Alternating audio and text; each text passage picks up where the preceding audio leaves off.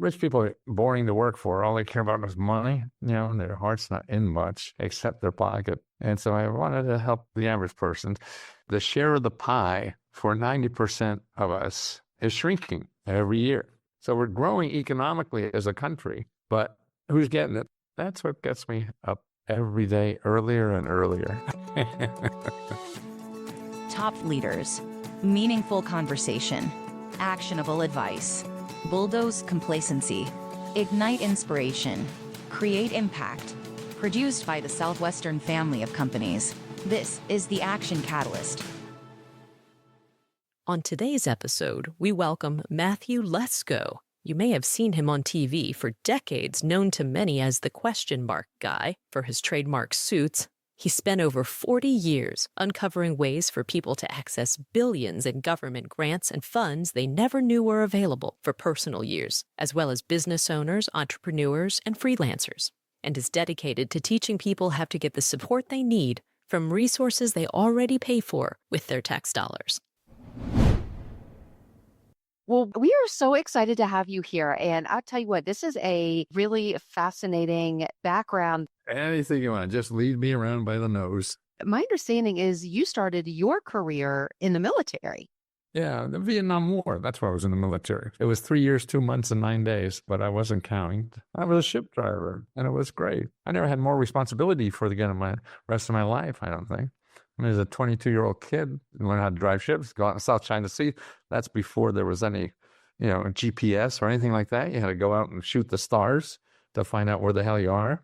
And it was sort of fun. I hated it every minute of it. I wanted to be somewhere else, but it certainly was a great experience. I had nothing better to do at the time. I couldn't get into grad school.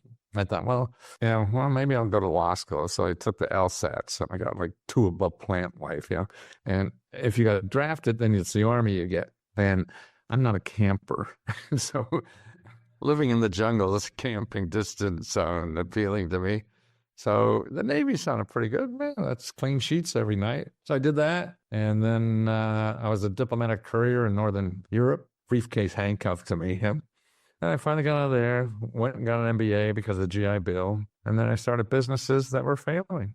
And that's what you have to do anything. You just have to fail, fail, fail. You practice failing. You don't learn how to succeed.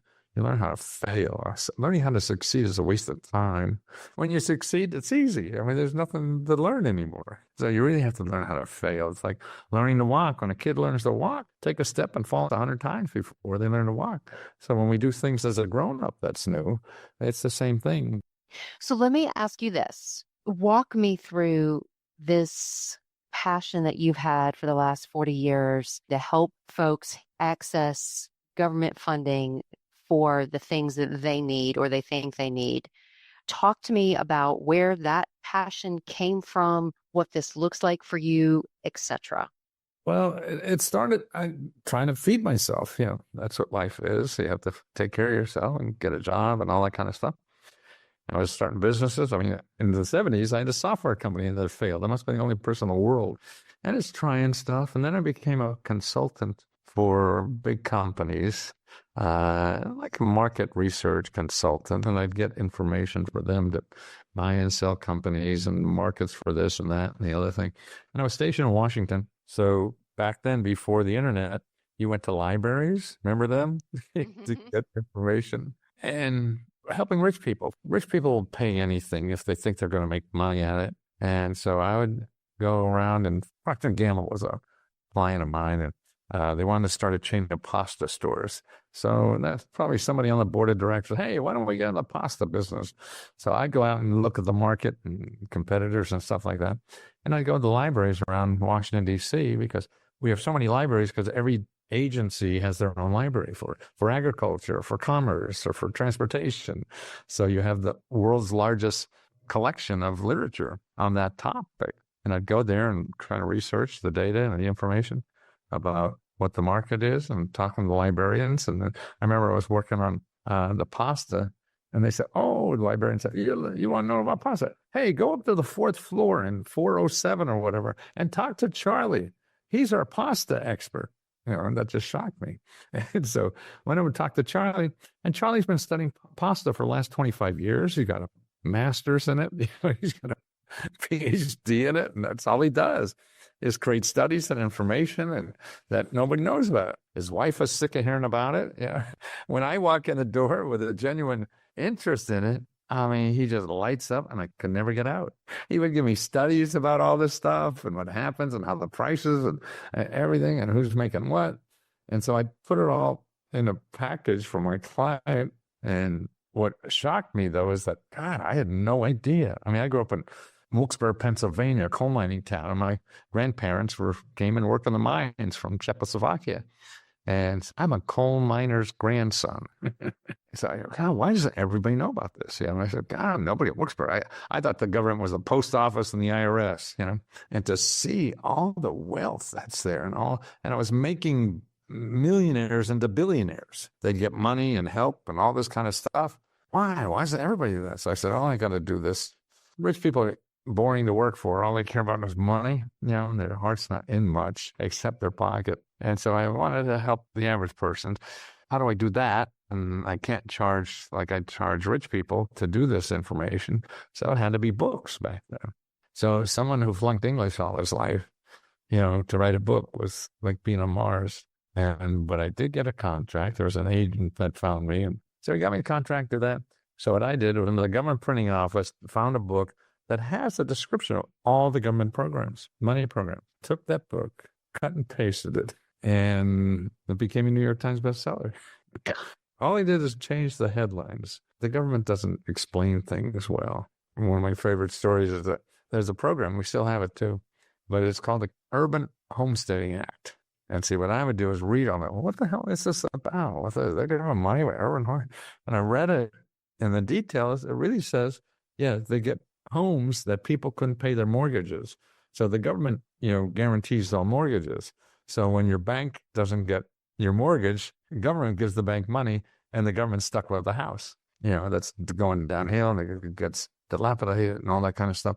So what they do is, they give them away for $1. So they houses for $1, and they give you a grant for like $30,000 to fix it up. So what I will do, I'll read that. I'll say, hey, that's not Urban Homesteading Act. That's houses for $1, to make it user friendly from the government. It became a New York Times bestseller, and a lot of publicity and ego satisfying stuff happened. So I did a bunch of them. And then I did infomercials that were very popular, because to me, the way to sell books is if you don't have marketing money and advertising money, you get free advertising. And the way you get free advertising is you become a guest and you act like an idiot, because television loves idiots. So I was a regular on talk shows because that's how I sold books. Famous talk shows would use me as like the backup guy. Like Larry King, I must have done him, I don't know, 15, 20 times. I don't even know. But he had a TV show that would be an hour long. There's usually some big, high-powered, famous person on the first half hour. And then what do you do? He said, come on, you'll be on the second half hour. But, Lesko, if the guy said he'll stay for another half hour, he's a big name, so they don't push him in the front. They get him at the end of the half hour. Hey, can you stay for another half hour? I'm in the green room. As the guy says no, they bring me out. The guy says yes, I go home, and I know they owe me, and they'll use me again. Or I also was used a lot for people who cancel at the last minute. Because, man, you're going to give me a 10, 20, 30 minutes of national TV. I'd have to pay hundreds of thousands of dollars for that if I bought an ad. And being a guest to me is more authentic than an ad. So Letterman would use me when somebody canceled. What was fun for me is that, who am I subbing for? Yeah. Like I said, I subbed once for Christopher Walken at the last minute. I mean, they found me in Chicago somewhere like noon. They got me on the plane, and I think he taped about 6 o'clock in the early evening, and I was there to go on, with Christopher Walken. But that's what sold books, man. You give me national airtime. And I learned quickly that media doesn't care what you say. I used to worry about it because insecure intellectually, and they would say, oh, let's go look at this. This is wrong. Nobody reads a book. They're just entertaining people. And I like entertaining people and making people smile. So I was the go-to person for that.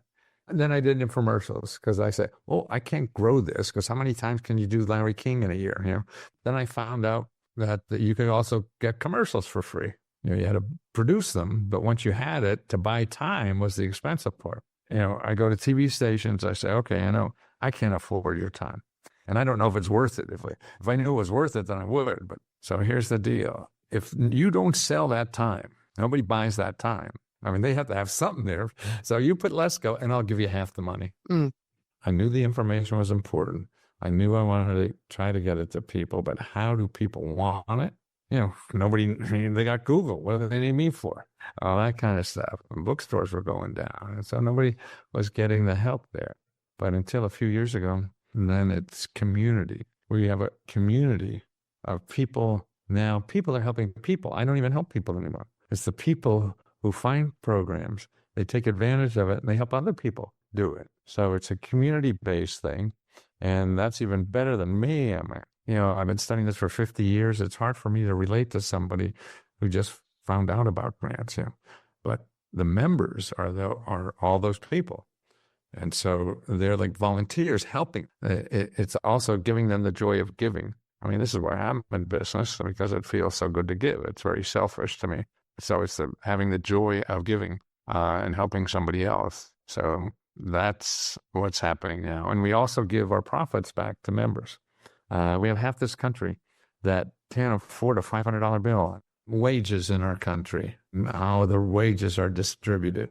Okay, back in 1979, which is a turning point in economics for us, 70% of all the wages went to 90% of the people. So the bottom 90% of the income scale were getting 70% of the wages. The top 10% was getting about 30% of the wages. Fast forward, that bottom 90% now only gets about 55%. And the top 5% is now getting up to 45%. So the share of the pie for 90% of us is shrinking every year. And it's not like we're not growing. GDP growth in that time, it's going like crazy. So we're growing economically as a country, but who's getting it? There's another astounding fact to me when I found this is poverty rates in developed countries. So only developed countries. And this is the percentage of people in that country that are poor. We're number one in creating poor people. We have more percentage of our population that are poor than any other developed country. So it's like 17, 18%. I mean, the average from all the developed countries is about 10% or so, and some are down to 7%. So we create more poor people than any other developed country. Now, this is what we are number one in, and that's making millionaires. We're number one in making millionaires, 24 million millionaires. The second is China, and they got 6 million. So we're number one in millionaires and number one in creating poor people. So that's what gets me up every day earlier and earlier. You have an amazing way of downplaying your humility. We're all struggling so hard. You know it. I know it. I mean, I've just been here longer. God, 81. I never thought I could even live that long. So let me ask a practical question, if I may. I think that there is such a natural apprehension to go to the government for help. Yes. Right. You're either all in or you have this apprehension. How do you address that? How do you get people over that? And where do they start? Yeah, well, that's 2 points. I mean, where to start is easy. Getting over that other thing, I've been wrestling that 24/7 for 50 years. But yes, now to me, all our incentives in this country are against it. Like if people want information, they go to the wrong source because if they don't have money, because they go to Google. And Google is the last place to go for anything if you don't have money. Because everything there are people that want to get money. This is capitalism. But if you don't have money, then you can't go there. But people don't know what else to do, so they get scammed, they lose money, and they just get worse off. And that's because they don't know where this other stuff is. Now, the other stuff, which I call the community society, we have the capitalist society of us, and then we have the community society of us. Now, the community society helps other people for nothing. They give you money for nothing. But that represents a third of everything in our economy is community society. 2/3 is capitalism, but 1/3 is community, helping each other, like your neighbor. Okay, your neighbor's on fire. You're going to charge them to help put out the fire? No, you're part of the community. You're going to help them for free, right? So that's why we have these organizations to do that for people and to help them and to grow so they can contribute to the capitalist society more. But if you're out of the game, you have to get the skills or whatever you need to get into that game. And that's what the community society is. But people aren't trained to do that. They're trained to go to Google and spend money. So how do we do that? Okay, I got a couple places to start, but you have to believe it's there. Because you can't just say, oh, I'm going to try. I'm going to call one or two people and see what happens. And that's probably, it's like getting a job. You're going to knock on one or two doors and nothing's going to happen. And they're not hiring today. So you go home and, nobody's hiring. And you can't do that. Go to findhelp.org. Put in your zip code on the left-hand corner up on top. So you have community organizations that help you with money, help housing. They're all important things, right? Labor, work, healthcare, everything. These are nonprofit organizations. Every one of them will never ask you for money. They just give you money. They give you services. They give you. Now, the next hurdle is, now they're not all for you. So you have to start calling and asking for help. See, getting help is a people business. It's not an internet business. You have to find the people in your community that get paid to help people like you. They know what's out there. So you have to learn where these people are and use them. So starting a business, let's say you want to start a business, okay? Put in sba.gov and then /local-assistance, sba.gov/local-assistance. And there's a place to put in your zip code. These are all nonprofit organizations that get paid to help anybody start a business, start a nonprofit, work on your invention, be a freelancer, be a real estate investor, any way to make money. And they help you for free, help you find money, help you find legal help for free, everything. Now, they're all not perfect, and that's why you call them, to me, you call 2 or 3 of them, 4 of them, or whatever. But everyone will never charge you money. Here's a couple other ones. Another website is called Apex, APEX, and Accelerators with an S and then .us. So that's a place, again, they're in every city, that if you're in business, small, big, whatever, the biggest market for anything is the government. They buy anything. And the problem is learn the bureaucracy. And they even have grants that help you figure out how to get those contracts. Now, there's another good one for businesses. It's called careeronestop.org. Okay, now what they do is train your employees for free. They pay for that because businesses don't like paying for training, so the government does. So if you hire people without the skills they need, they'll pay the salary up to 80, 90% of the salary while they learn, or they just give you, you can get hundreds of thousands of dollars to train all your call center people or your marketing people, right? It's phenomenal. And that's training money. And as an individual too, now in our country, you could, without a college degree, you could get paid $40,000 a year to train for a $100,000 a year job. Not going to college and paying them $40,000 a year.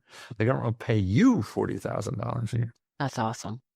So with a new administration coming in, is that going to impact how many of these programs might be available in the future?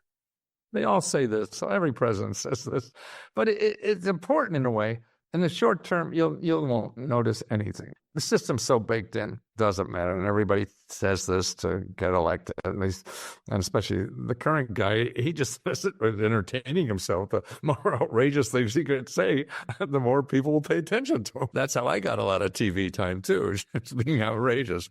But it is significant because they're able to change it a few degrees. And so by chipping at the edges and changing a few degrees, that means 10, 20 years from now, we're in a different place. So they do have a long-term impact by moving things a little bit.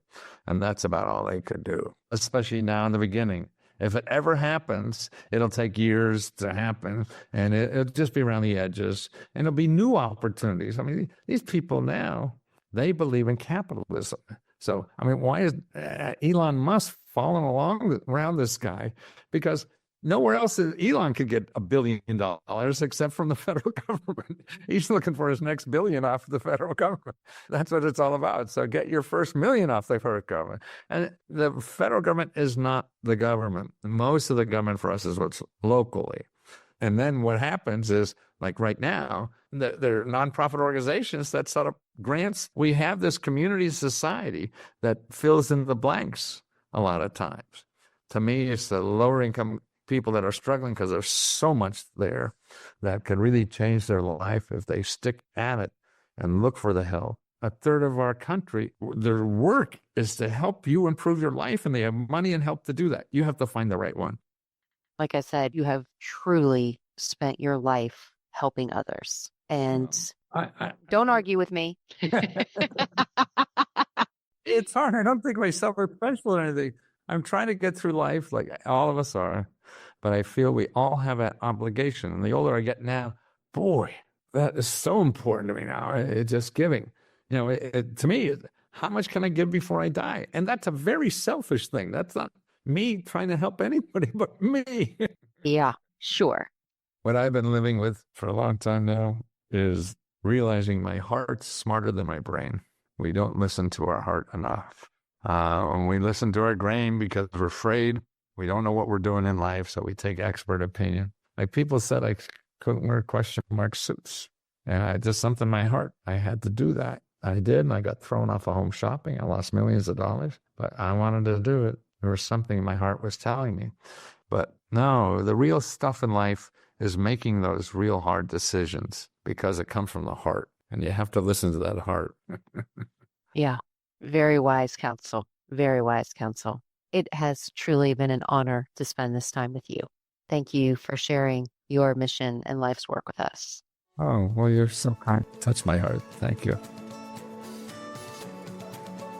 If you enjoy this podcast, please make sure to subscribe.